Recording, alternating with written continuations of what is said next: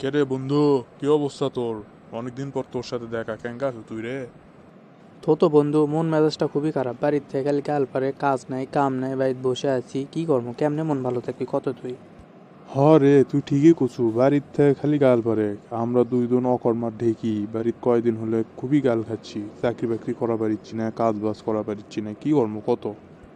তুই আমাকে একটা বুদ্ধি শিখে দিত, কম সময়ে বেশি টাকা ইনকাম করা যায় এমন একটা চাকরির খোঁজ আমাকে করে দিত বন্ধু। আমার একটা চাচা আমার কয়দিন হলে করছে বুঝছো, যে পিয়ন লাগবে একটা, তার অফিসে নাকি একটা পিয়ন লাগবে। তুই কি চাকরি করবো? পিয়নের কাজ করতে পারলে তাহলে আমাকে কয়, আমি আমার চাচার সাথে তাহলে কথা কই। ওগুলা চাকরির ছে কামাই পাগলা। কিন্তু তুই যদি পরে একটা ডাক্তার হয়ে পারিস তাহলে তোর তো আরো লাভে লাভ। সেই টাকা ইনকাম করা পারবো। সেই দিন আমি হাসপাতালত গেছনো, যাই দেখি সেই লাইন, 100-150 জন লোক দাঁড়া আছে। আর ডাক্তারের ভিজিট হচ্ছে তো 500 টাকা করে। তাহলে বোঝে এক একটা ডাক্তারের কত কামায়। এ কোষ কি বন্ধু, এই চাকরি তাহলে আমি কর্ম, তুই আমাকে ব্যবস্থা করে দে। হোক পিওনের চাকরি, তাও আমি কর্ম বন্ধু। তুই ব্যবস্থা করে দে।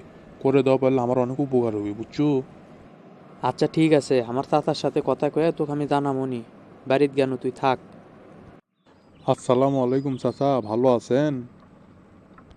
ওয়ালাইকুম আসসালাম। ভালো আছি রে বা। তুই কেন কাছু কত? আমি আছি বা চাচা, মোটামুটি ভালোই আছি। একটা কাজের জন্য আসনো। আপনি বলে একটা কাজ দিবার পারবেন, আমার বন্ধু কলো। করছে আমার চাচার কাছে একটা কাজ আছে, যদি করবার চাস তাহলে তুই দাদার সাথে যোগাযোগ করিস, বা আমি কথা কমনি, তুই কাজ করবার তাহলে আমাকে কোষ। আছে রে, একটা কাজ আছে। কিন্তু তুই করা পারবু? পিয়নের চাকরি, একটা হাসপাতালের পিয়ন হওয়া লাগবি। করা পারলে তাহলে আমার কোচ, তাহলে আমি তোর বিষয় দেখমনি। কি কোন চাচা, যে কোনো চাকরি আমি করবো, আপনি আমাকে ব্যবস্থা করে দেন তো, আমি চাকরি করার জন্য প্রস্তুত আছি। আচ্ছা, তোকে একটা আমি ঠিকানা দিচ্ছি, তুই কাল সকাল 9টার মধ্যে ওই হাসপাতালে যাবো। যা যোগাযোগ করবো আর আমার কথা কবু, তোর চাকরি কনফার্ম হয়ে যাবি লে। অনেক উপকার হয়ে গেল চাচা। আমি কয়দিন হলে চাকরির জন্য খুব যন্ত্রণার মধ্যে আছি চাচা, অনেক উপকার হলো চাচা। ঠিক আছে চাচা, গেলাম। কাল সকাল 9টার মধ্যে আমি যাবো। আসসালামু আলাইকুম স্যার, আমি কি ভিতরে আসতে পারি? ওয়ালাইকুম আসসালাম। কে তুমি বা? আসো আসো, ভিতরে আসো। স্যার, আপনার এখানে বলে একটা পিয়ন লাগবি। আমাকে জাবেদ চাচা এই ঠিকানা দিল এবং বলল যে আপনার সাথে যোগাযোগ করতে, তাহলে চাকরি হয়ে যাবে স্যার। স্যার, চাকরিটা আমার খুব দরকার স্যার, আপনি একটু ব্যবস্থা করে দেন। চাকরিটা আমি মনোযোগ দিয়ে কর্ম স্যার। ও, হ হ, মনে পড়ছে। জাবেদ ভাই তো আমাকে একটা লোক দিবার চাচ্ছিল। ছেলেটার নাম নাকি হান্নান। তোমার নাম কি হান্নান নাকি? হ স্যার, আমার নাম হান্নান। আমি কি তাহলে কাল থেকে কাজতে আসমো স্যার? আচ্ছা ঠিক আছে, যেহেতু জাবেদ ভাই লোক পাঠিয়ে দিছে, লোক তো খারাপ লোক পাঠিয়ে দিবি না। তুমি মনোযোগ দিয়ে কিন্তু কাজ করো, ঠিক আছে? তোমার টাকালে টেনশন করা লাগবে না, তোমার বেতন যা লাগে আমি তোমাকে দিয়ে দেবো। তুমি তাহলে কাল সকাল 9টার থেকে কাজে জয়েন দিও। আচ্ছা স্যার, ঠিক আছে, তাহলে কাল সকাল 9টার থেকে আমি কাজত জয়েন দেবো, কাল থেকে কাজ কর্ম আমি। দেখতে দেখতে তো 6 মাস হয়েই গেল। তাছাড়া কোন অসুখের জন্য কোন চিকিৎসা দেওয়া লাগবে, কোন ওষুধ দেওয়া লাগবে সব তো আমি জানি। তার থেকে ভালো আমি গ্রামত যাই নতুন একটা চেম্বার খুলবো, খুলে নিজে নিজে ব্যবসা শুরু করবো। তবে এর কোনো কাউকে কোনো কিছু বলা যাবি না, বললে আবার পরে সমস্যা হয়ে যাবি, কারণ আমার তো আবার সার্টিফিকেট নাই। যাই একটা ভুয়া সার্টিফিকেট বের করে গ্রামত যাই একটা চেম্বার খুলে ব্যবসা শুরু করে দেবো। আসসালামু আলাইকুম ডাক্তার সাহেব, কেমন আছেন? আমার না পেটের সমস্যা, কয়েকদিন হলে পেট সেই বেদনা করছে। আপনি অনেক ভালো মানের ডাক্তার, সেই জন্য কোনো ডাক্তারের কাছে না যায় আপনার কাছে আসনো। আপনি না ভালো ওষুধ বড়ি দিয়ে আমাকে ভালো করে দেন তো। ধের পাগল, এটা কোনো সমস্যা হলো? আমি এক চুটকির মধ্যে তোমার অসুখ ভালো করে দেবো। আমি আগে যে জায়গায় চাকরি করিচ্ছ না, ওই স্যার তো মাথার ব্যথার ওষুধ দেখিচ্ছিল।